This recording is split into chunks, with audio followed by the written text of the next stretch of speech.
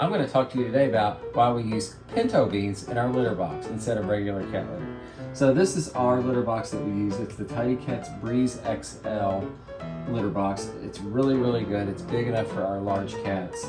But instead of using the pellets that they have for the system Tidy Cats does, we use Pinto beans.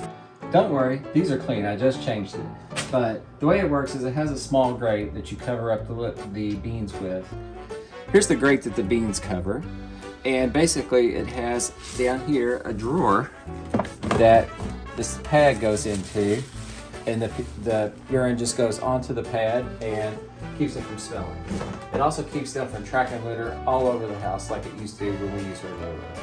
We've got this honeycomb mat down under it that does catch some of the beans that do go astray.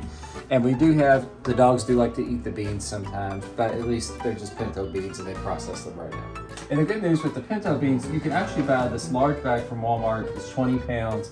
To fill up the box, I used about half a bag, and the bag lasts about 2 weeks. And the bags are relatively inexpensive. Now, not all cats will like this. Some are more picky than others, but we have 2 very large Maine Coon cats, and they do just fine with it.